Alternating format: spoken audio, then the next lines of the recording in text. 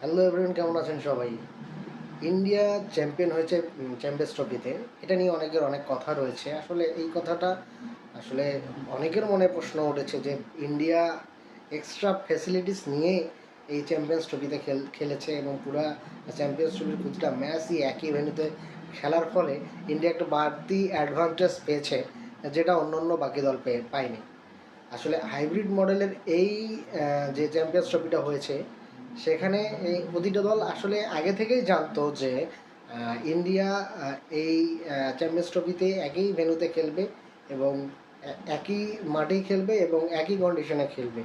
আর সব দল আসলে যখন এই চ্যাম্পিয়ন্স ট্রফির শুরু হওয়ার আগে বা যখন এটা নিয়ে বসেছিল, সবাই একমত হওয়ার পরেই কিন্তু এই চ্যাম্পিয়ন্স ট্রফির সূচিটা পাবলিশ হয়েছে বা চ্যাম্পিয়ন্স ট্রফিটা হওয়ার একমত পোষণ করে খেলতে এসেছে।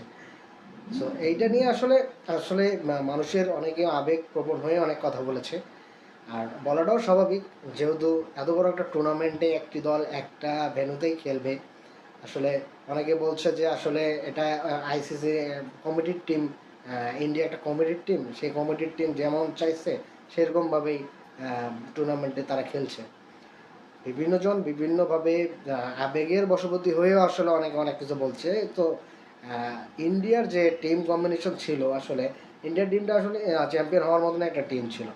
আমরা যতই বলি না কেন যে একই কন্ডিশনে খেলেছে, একই মাঠে খেলেছে, বাড়তি অ্যাডভান্টেজ পেয়েছে, কিন্তু ইন্ডিয়ান যে টিমটা, এই টিমটা আসলে চ্যাম্পিয়ন হওয়ার মতনই টিম ছিল।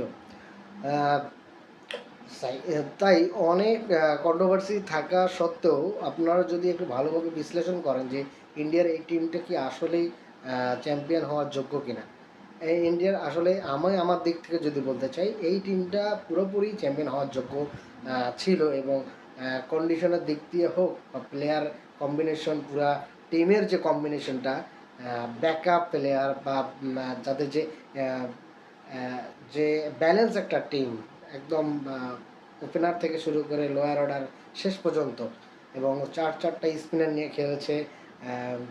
যে কন্ডিশনে যেরকম আসলে দরকার সেভাবেই আসলে ইন্ডিয়া টিম পারফর্ম করেছে এই চ্যাম্পিয়ন্স ট্রফিতে। সো আমরা অনেকেই অনেক কথা বলছে আর বাড়তি অ্যাডভান্টেজ পেয়েছে, এটা তো ভাই সবাই স্বীকার করে বা মেনে নিয়েই খেলতে এসেছে। সো এটা নিয়ে এখন কথা বলে কি আর হবে। আর যাই হোক, নিউজিল্যান্ড টিমও তারা তাদের যোগ্যতা নিয়েই কিন্তু ফাইনালে এসেছে। সো ইন্ডিয়ার যোগ্যতা নিয়েই ফাইনালে এসেছে। যদিও বা তারা একটু বাড়তি অ্যাডভান্টেজ, মানে অনেক বড় অ্যাডভান্টেজ পেয়েছে, সেটা তারা সবার সাথে কথা বলেই কিন্তু এসেছে। সো এগুলা আসলে অনেকেই অনেক কথা বলেছে। অনেকে সোশ্যাল মিডিয়ায় বা বিভিন্নভাবে তারা বিভিন্ন জায়গায় এই বিষয়গুলো আসলে তুলে নিয়েছে যে ইন্ডিয়ার মনে হয় যে এমন এমন একটা টিম যেটা কমিটির টিম। আমাদের পাড়ায় যে খেলাগুলো হয়, কমিটির টিমটা এক্সট্রা যে সুবিধাগুলো পায়, মনে হচ্ছিল যে এই ইন্ডিয়া টিমটাও এই সেম কমিটির টিমের মতন অনেক সুবিধা পেয়েছে। একই মাঠে খেলেছে, একই হোটেলে সবসময় থেকেছে, একই কন্ডিশনে থেকেছে, তাদের কোনো জার্নি করতে হয়নি। অন্যরা দিয়ে অন্য অন্য টিম যেমন হাজার হাজার মাইল পাড়ি দিয়েছে, এই দেশ থেকে এইখান থেকে এইখানে, এইখান থেকে এইখানে এসেছে। ইন্ডিয়ার এত কোনো ক্লান্তি ছিল না, তারা একই জায়গায় প্ল্যান করেছে সব কিছু। হ্যাঁ, ইন্ডিয়া এক্সট্রা বেনিফিট পেয়েছে। তারপরেও আপনারা যদি বিশ্লেষণ করেন বা দেখেন, এই টিমটা কিন্তু চ্যাম্পিয়ন হওয়ার মতনই টিম ছিল। সো যাই হোক, ইন্ডিয়া চ্যাম্পিয়ন হয়েছে। চ্যাম্পিয়ন হওয়ার মতন টিম বলেই চ্যাম্পিয়ন হতে পেরেছে। এবং বর্তমানে আসলে বিশ্বে সেরা যদি টিম ধরা হয় ইন্ডিয়াকে, সেরা মানতেই হবে। এটা আপনি মানতে চান বা না চান, এটা কোনো কিছুই করার নেই। সো ইন্ডিয়ার কোয়ালিটি দিক দিয়েই চ্যাম্পিয়ন হয়েছে। এটাই আসলে আমাদের আবেগ বশবর্তী হয়ে যে অন্য কিছু বলবো, সেটাও কিন্তু কোনো বলার অপেক্ষা রাখে না। সো ইন্ডিয়ার যোগ্যতাই নিয়ে হয়েছে, তবে একটু বাড়তি সুযোগ পেয়েছে, এটা অস্বীকার করার কোনো অবকাশ নেই।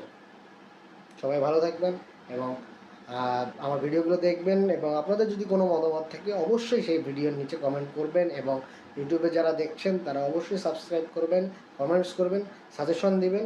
এবং আবার নতুন কোনো ভিডিওতে দেখা হবে। সে পর্যন্ত ভালো থাকবেন।